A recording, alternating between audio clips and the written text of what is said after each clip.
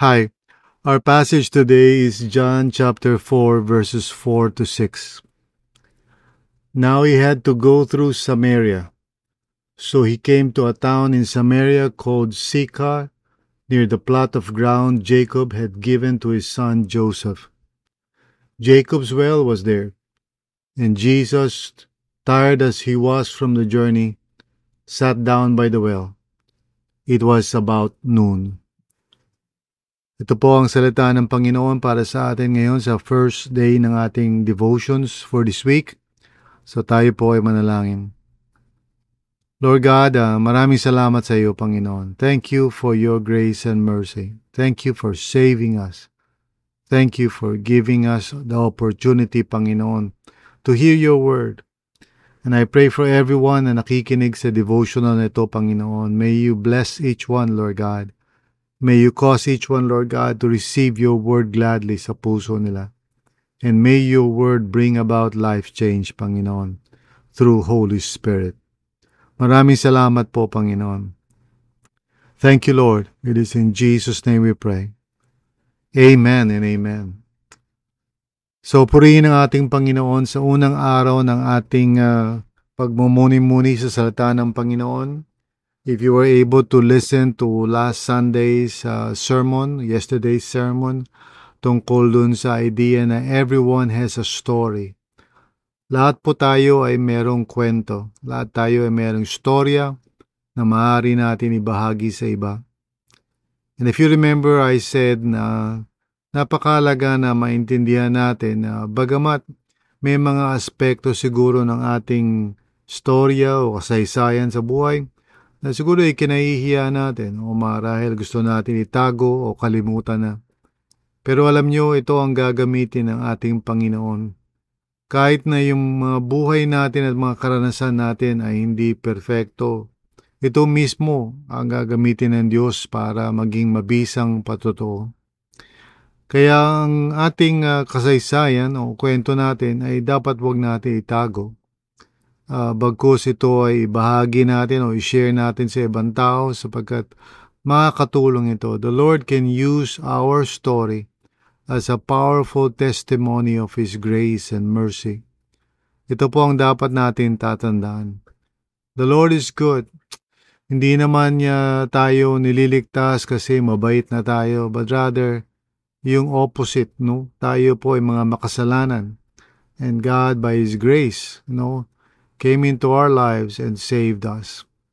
So kailangan magkaroon tayo ng courage na i-share yung ating mga kwento, storya ng buhay natin so that others may be encouraged to draw near to God. So dito po sa storya na ating napag-aralan sa John chapter 4, nais natin tingnan tong verses 4 to 6 kung saan sinasabi rito, now he had to go through Samaria. No, importante yung statement na yun na he had to go through Samaria, no? Ang title ng ating devotions for today ay Jesus Meets Us Where We Are. So nandun yung tatagpuin niya sa lugar ng Samaria, specifically dun sa Sychar, a very famous place at that time most likely dahil binabanggit yung pangalan. At nandun yung Jacob's Well, which of course, merong kinalaman sa history ng Israel. So it's not a ordinary place. It's a place kung saan ang mga ninuno ng mga Hudyo, ay nag-dwell once upon a time in the past. At ngayon, gagamitin ng Panginoon yung lugar na yun para maging meeting place ni Jesus at nitong Samaritan woman. Ang Samaritan woman, unnamed siya, wala siyang pangalan. And maybe that's intentional so that we can focus more on Jesus and the story that is about to transpire. So kinailangan daw pumunta si Jesus sa Samaria. Now, like I said, hindi naman talaga kailangan dumaan doon kung tutusin kasi meron namang ibang pwedeng daanan. In fact, most Jews would rather go around, even pass through the mountains para maiwasan lang ang Samaria. Samaria is, of course, a place kung saan iniiwasan ng mga Hudyo because they don't want to interact or have any contact whatsoever sa mga taong taga ron because they are considered to be inferior dahil hindi sila pure Jew. A long time ago prior to this particular event, nung na lusob ang Israel and the the occupying armies wanted to ika nga destroy yung parang ethnicity ng mga Hudyo. They brought in mga iba't ibang mga lahi to intermarry with the Jews living there. So that ang result nito ay hindi mga pure Jews na yung mga nandoon, mga taga ron. And the Jews, of course, would rather avoid that place as a result. However, si Jesus is guided not by culture, not by tradition, but by the will and purpose of his heavenly Father. So he had to go there. Why? Because the woman is there. You see, ang ating Panginoon, kilala niya tayo. Even if hindi natin siya kilala o ayaw natin siya kilalanin, the Lord comes into our lives in mysterious ways, in ways that probably hindi natin inaasahan or ina-expect. But because God loves us and cares for us, He seeks us out. Ito ay isang familiar theme in the Gospels, the Lord seeking the lost. And this is another example of that. The Lord making an intentional turn toward Samaria so that He can talk with this woman.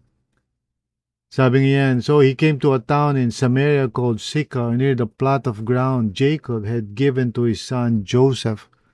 These are very significant names, that John is mentioning. If you are a Jew, you're probably thinking about the history of Israel and how yung mga patriarchs na yun, yung mga binabanggit na pangalan, really played such an important role in God's purposes. And so, right now, dito sa insidente na to, it is intentional, I believe, for John to really point this out para sa mga readers to see that God is about to do something, just like He did something wonderful in the life of Jacob and Joseph, So, yung Samaritan woman probably was not really thinking about anything special that day. Magigib lang siya ng tubig. In the same way, the Lord comes into our lives sometimes in our ordinary days and our ordinary activities. Tayo mismo probably we're not thinking much about it. But God knows us and loves us, and He, sovereignly guides the events in our lives so that we would come to a place where we would encounter Him. No? So Jacob's well was there. No, hindi nagkataon. Talagang yun yung intention ng Panginoon. And Jesus, tired as He was from the journey, sat down by the well. It was about noon. So, tanghaling tapat. And if you think about it, it looks parang mga coincidence lang ba ito na noon time, no? That the woman would come there because the woman, as we know from the story, lived a life of sin. And so, yung noon time would be the best time for her, to go there para mag-igib ng tubig. And lo and behold, nando si Jesus. Alam ng Panginoon lahat ng mga circumstances ng buhay natin. And you know what? When you tell the story of how you met the Lord Jesus or how the Lord Jesus revealed Himself to you, you can tell how it all happened, and usually it would involve some ordinary things. Ganun naman ang Panginoon eh. He uses ordinary things to do some extraordinary miracles in our lives. And pag kayo ay nagsishare ng inyong storya o kwento, start with that. Start with, maybe just telling how it all happened to you. Maybe just like this woman, ordinary day for you, just doing what you're doing. And the Lord initiated, a way for you to discover, the good news of Jesus. At ito yung ito yung mga storya that really people would like to hear kasi Story yan ang buhay natin. Who doesn't like to hear a story? So therefore, wag natin ikahiya yung storya natin.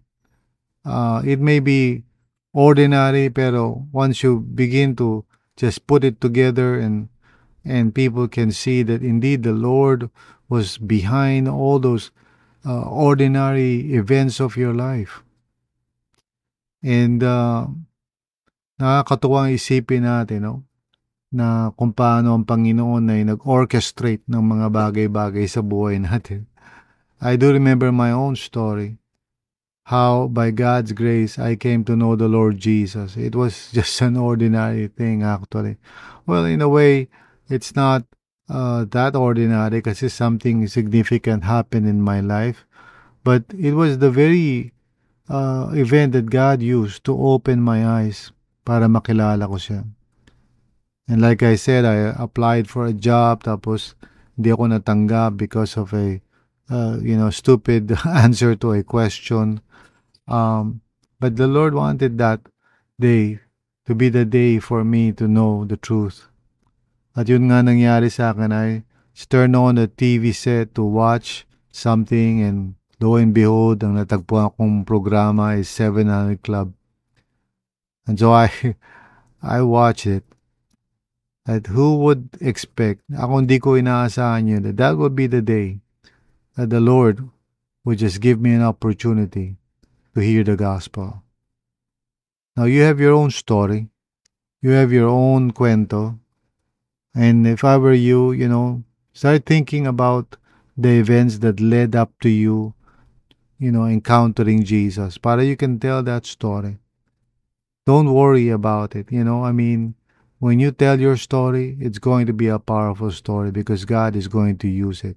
And because God is in the middle of it. Okay? Just tell people your story. And kahit masaklap yan, malungkot yan, kahit na maraming mga kulay yan or whatever, God can use your testimony. So, just share it, open it up, let others know how you, an ordinary person, came to know Jesus, how you encountered Jesus in your life. That's a powerful story right there. So, share po natin yan. Tayo po yung manalangin. Lord, maraming salamat po, dear God, for making a way for us to know you. Lord, you love us so much. Just like this Samaritan woman, you love this woman that you would go to Samaria even in the middle of the day because you love and care for this woman and you want to save her. In the same way, Panginoon, you have done a wonderful, wonderful thing in our lives. You have somehow made it a way for us to come to know you, Lord. Maybe through a friend, maybe through an invitation, maybe a Bible study, maybe an office mate. But God, you are so full of creative ways to just lead us and guide us to where we can know you, Panginoon. Maraming salamat po, Lord. We thank you, we praise you for your goodness and mercy. Salamat po in Jesus' name. Amen and amen. Now, kapatid, I hope na this encouraged you. Especially at this point na maybe baka nag-hesitate ka to be involved in sharing the gospel to others kasi feeling mo wala ka namang masasabi. I'd like to encourage you na meron kang masasabi because meron kang story may kwento ka Yun ang gamitin mo. Ikwento mo ang buhay mo. Just tell others how you came to know the Lord. At hindi kinakailangan na pulido yung kwento mo. It can be just an ordinary story. But because God is in that story, it's going to be a powerful testimony. Amen? So God bless you, kapatid.